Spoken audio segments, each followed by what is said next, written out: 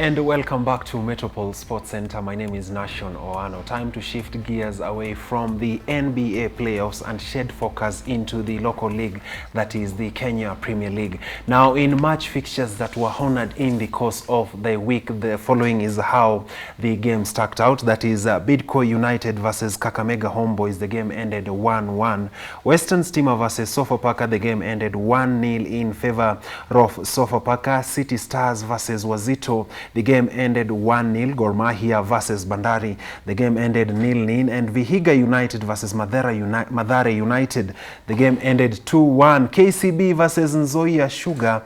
The game ended 2-1 in favor of Nzoia Sugar. And AFC Leopards versus Kariobangi Sharks.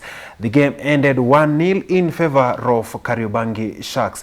Now, the match-defining game that was going to determine who was going to represent the country in the CAF Champions League, that is Ulinzi Stars versus Tusker FC. Tusker FC came on top by winning 4-1 against Ulinzi Stars. And to make sense of the match fixtures in the course of the week is our senior African football analyst, that is Erick Shilenje, who's joining us once again in studio. Erick Shilenje, thank you so much for finding time to come on Metropole Sports Center. Always a fun time having you on the show. Yeah, thank you too. It's been quite long, Nation. Okay. The last time we were here, we were talking about the qualification matches for the CAF Champions League. And at that time, we were still not sure which team was going to be on top of the table by 30th of June. Now we have the team that was at the top, that is Matano side, that is Tusker. This after they edged out Ulinzi Stars 4-1. Was it that apparent that they were going to be at the top of the table?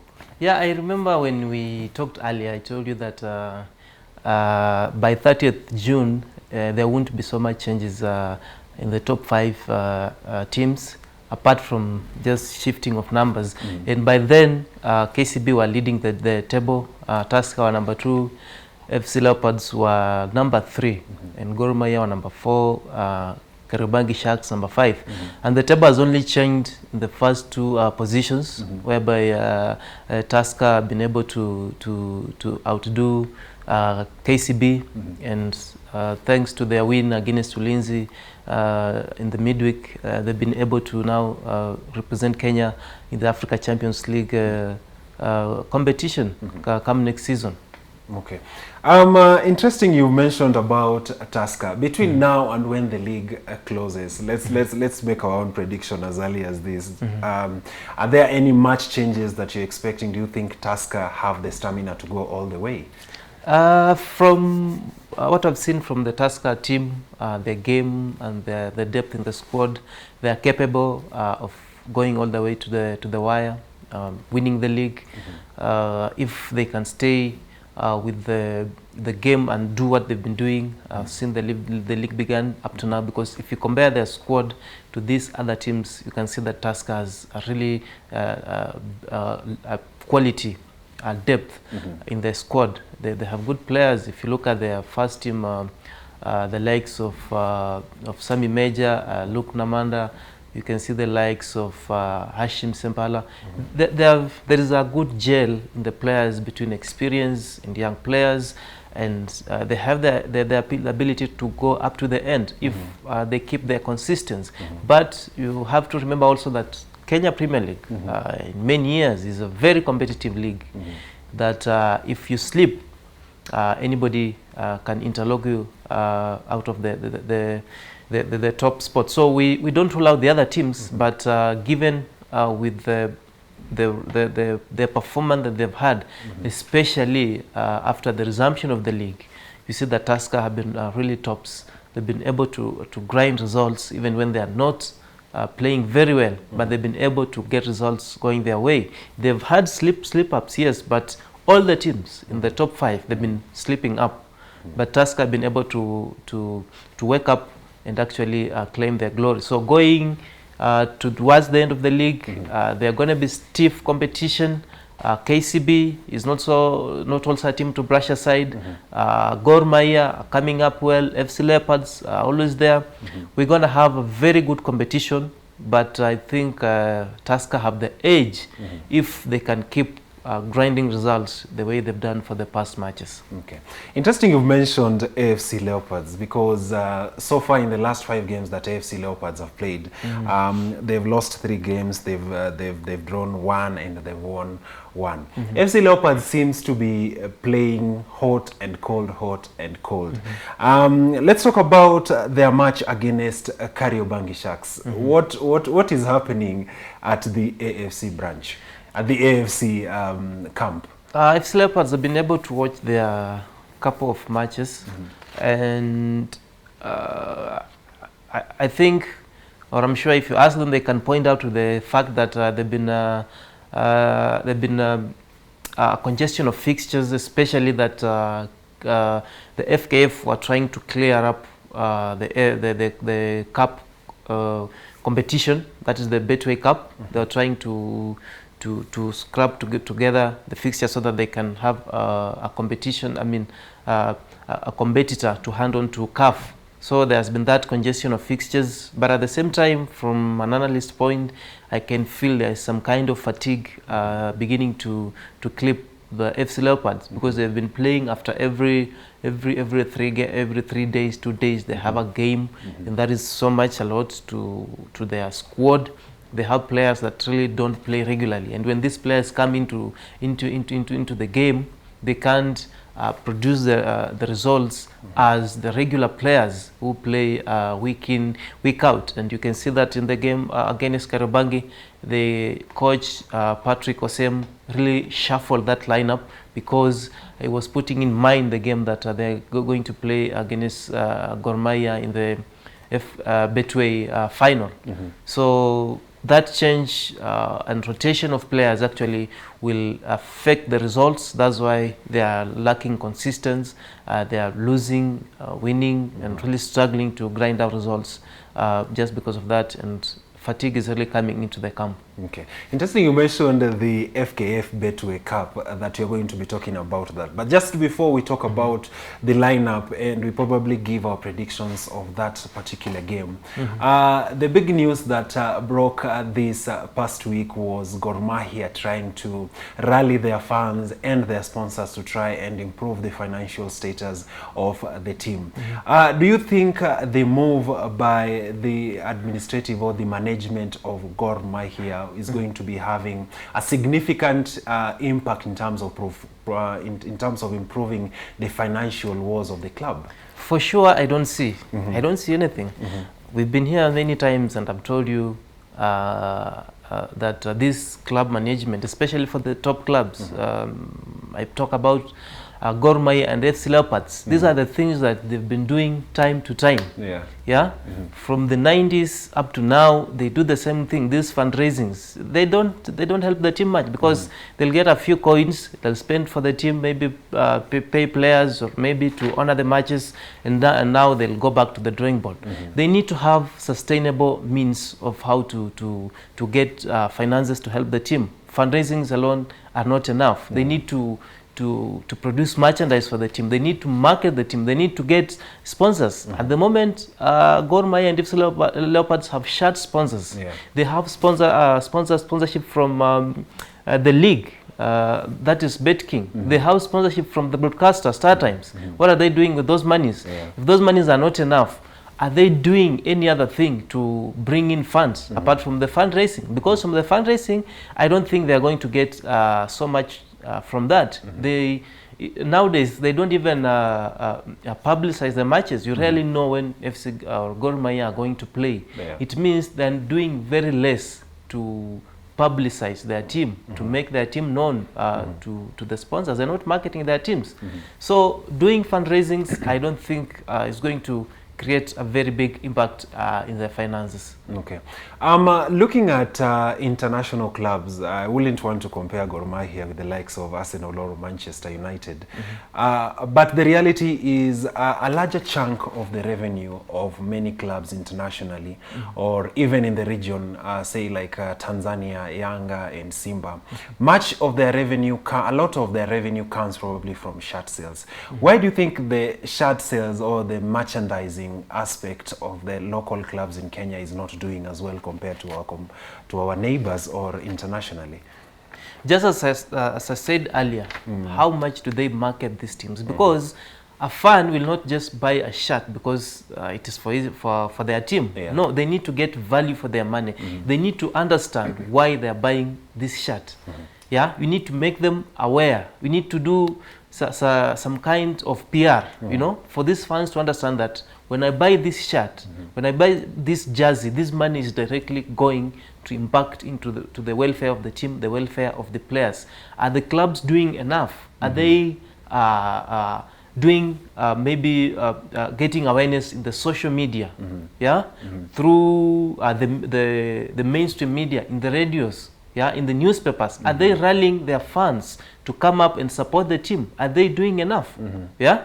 If you don't do that, then nobody is going to buy your jerseys. You can see the European leagues, yeah, that when the English Premier League is going to publicize their opening fixtures, everybody will know that as early as June, as early as July, as early as July, every fan will know that my team is going to play the opening match on the 14th August against this one. So within a month, these fans will be ready geared towards supporting their team. They'll be beginning to purchase their jerseys as early as a month to their first game. Do we do that in our local leagues?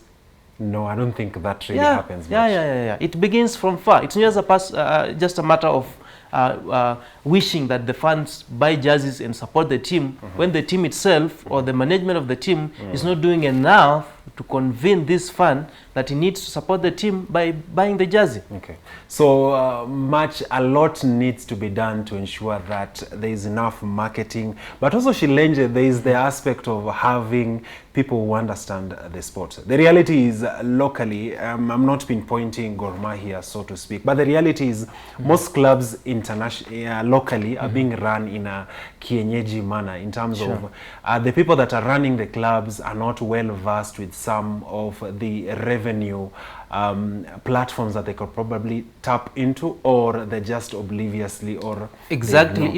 Even at the same time, we're having people maybe who don't understand much aspect of marketing the game and really improving the football game. But even apart from that, the little that they get from the sale of the shirts, does it translate into the team or does it translate into individual's pocket? Is also a question that needs to be asked, because I asked you earlier in some show here that a club manager or a club chairman stays at the club for 10 years and he leaves the same way he found the club.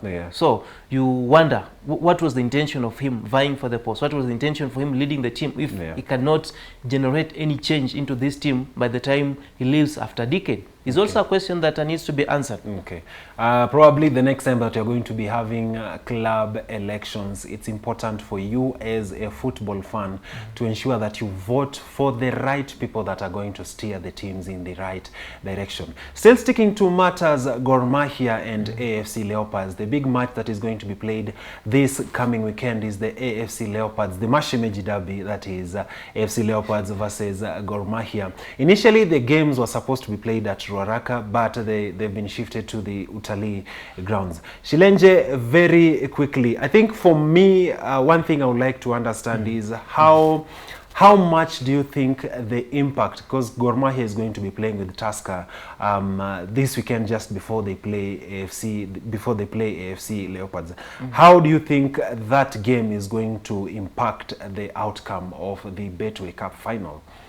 I think just from the off the pitch, I think we're going to have problems, especially with the fans, because that is a big game that really attracts so much fan base across the country for these big two teams. It could be better if it was played at a bigger stage, that is at either Nyayo or Kasarani, and allow a handful of fans. Even if it's 5,000 per team, it could work better. But I can see there being some running battles between the security officers trying to contain fans who I know will come in large numbers wanting to support the team, but their teams. But the regulations at the moment don't allow fans into the field. Speaking of that, it means there's now a derby which shall be played without the fans. Very strange. In fact, for a final, and in a derby, you know, anything can happen. It doesn't matter which form you are or history or what, it just doesn't matter. It means it only talks about how you wake up and how you turn up into the match is what determines when you're going to play a derby. And I really expect a good match between FC Leopards and Gor, because both the teams are now really looking at the ticket to represent Kenya at the CAF Confederations Cup, having been bundled out of the Champions League. I know both of them are now looking at this CAF Confederations Cup, which is an edition similar to UEFA Champions League, and it should be a very good game. Okay. Yeah. Looking at the form of those two clubs, Gor Mahia have lost 1, they've drawn 2 in the Kenya Premier League, and the AFC Leopards have lost, as I mentioned earlier, they've lost 3 games, drawn 1 and won 1. It's not easy, quite easy to tell which team is going to win, is it? Of course, it's not easy. And for me, I could analyze in the perspective of the cup competition. I was able to watch their games right from the quarters, semis, and up to the final, and you can see that both the teams have really struggled to make it to the final. Despite them winning, despite being a cup competition, they really struggled, because at the semi-finals, FC Leopards were playing a Division 1 team in Equity. Yeah, but they were forced to win in penalties. At the same time, Gor was playing against Bidco, which was an NSL team last season. They just won promotion to come into the bigger league this season, and they equally struggled to win in the penalties. So it's more of luck that made the two teams play in the final, and it should be a very good game, because going by their results in this cup competition, their form is evenly matched. If you do away with the Kenya Premier League results, their form here is evenly matched, and they should square out in a very better way. Okay. Shilenje, just before we take a short commercial break, very quickly, your predictions for the match. What's the scoreline we are looking at this weekend? It's really hard to predict the scoreline of the winner, but I can see very small margin, given that this is a cup competition, given that both the teams are having so much fatigue. I only see a scoreline of 1 goal. Okay. Yeah. If there is a winner, it's not a margin of more than 1 goal. Maybe 2-1 or 1-0 to any side can win the cup. Okay. We'll have to wait until the weekend ends before we can put the predictions of Shilenje to test. Now, switching gears into the sports facts segment of the show today, we are going to be talking about a bit of information that you didn't know about the transfer. The biggest news coming out of the English Premier League this week was the signing of Jadon Sancho into Manchester United from Borussia Dortmund. It's a conversation that we've had here on the show for quite a while. I remember last year we were talking about the possibility of him coming, but that transfer was not able to materialize just before the season kicked off. So that's the biggest signing that has come out of the transfer, but we are going to be following up the transfer conversation. There are already players that have been listed or are expected to make moves to different clubs. Important point to mention that Lionel Messi is out of the contract, so it's going to be interesting to see whether the Barcelona side is going to ensure that they give him a contract, because considering the fact he had already expressed interest from leaving the club in the transfer season, in the transfer window last year. Now, the following are just some of the things that you need to know about the transfer window. Now, the transfer window system was being used in many European leagues before being brought into compulsory effect by FIFA during the 2002 to 2003 season. Now, the first £1 million player was Trevor Francis in 1979. That fee was paid by Nottingham Forest to Birmingham City. Now, Stoke City spent more on Imbula, that is 24 million euros, than all of the clubs in La Liga combined.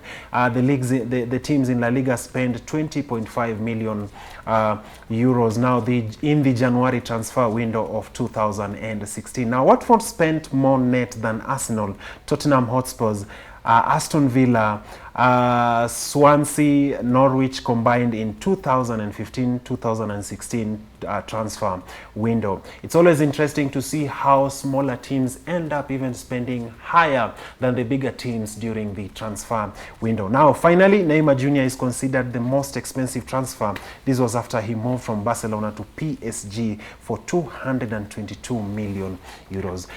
Is Lionel Messi going to be the biggest transfer that you're going to be seeing in football?